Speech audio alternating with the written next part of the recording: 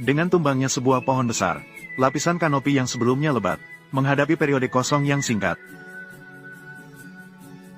Bagi tanaman bawah yang hidup di sini, ini adalah kesempatan emas, karena mereka harus tumbuh di hutan hujan yang sangat kompetitif ini. Mereka harus mendapatkan cukup sinar matahari. Dan sekarang, dengan tumbangnya pohon besar ini, kesempatan mereka datang. Namun sebelum itu, mereka satu sama lain, masih perlu melakukan persaingan yang sengit. Benih yang tersembunyi di bawah tanah selama bertahun-tahun, beramai-ramai muncul ke permukaan. Mereka berjuang mati-matian untuk tumbuh. Semua ingin lebih cepat dari yang lain untuk menempati kanopi. Namun, setiap strategi bertahan hidup tanaman berbeda. Beberapa tanaman meskipun tumbuh cepat, tetap ditakdirkan untuk gagal. Ini adalah tanaman bernama Monstera. Begitu lahir, ia sudah menunjukkan keunggulan bawaan. Ia membuka daun-daun besarnya, secara efisien menangkap sinar matahari. Sementara itu juga menggunakan bayangan yang dihasilkan oleh daun, untuk menekan pertumbuhan tanaman lain di bawahnya. Sementara di sampingnya, sebuah tanaman merambat tidak terpengaruh olehnya. Pada saat ini, ia sedang menggoyangkan sulurnya dengan ganas, berusaha untuk menumpang Monstera yang sedang melaju, untuk mendapatkan lebih banyak cahaya. Ketika sulur tanaman merambat, menyentuh daun Monstera, sensasi sentuh yang peka, membuatnya dengan cepat mengunci target.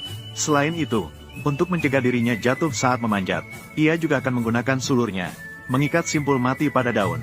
Setelah sulur mengikat erat, ia mulai berpijak di tubuh Monstera, dan memanjat ke atas. Namun, bahkan jika tanaman merambat memanjat dengan sangat cepat, ia masih terjebak di hutan hujan. Sebuah pohon yang tumbuh paling cepat dengan mudah melampaui. Ia adalah balsa. Daun balsa, lebarnya mencapai 40 cm. Daun Monstera tampak kecil di depannya, seperti perbandingan antara anak kecil dan raksasa.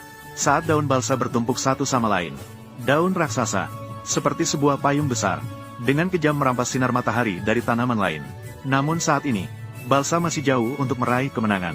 Masih terlalu dini, karena di atas kepalanya, ada jenis tanaman merambat lainnya, yang sedang menunggu untuk menumpang. Strategi bertahan hidup liana ini, lebih tinggi dari yang sebelumnya. Ujung tentakelnya, dipenuhi dengan puluhan kait tajam. Selama salah satu mengenai target, maka ia akan mulai melilit erat dengan gila. Dan saat ini, tanaman yang tumbuh paling cepat, yaitu Kingmo, menjadi salah satu target utamanya. Namun, saat tentakel liana mengenai target dalam satu kali serangan, kuku tajam, namun tidak dapat menangkap lawan dengan akurat. Setelah mencoba beberapa kali, masih belum menemukan pijakan yang kokoh. Ternyata, balsa agar tidak dililit oleh tanaman lain.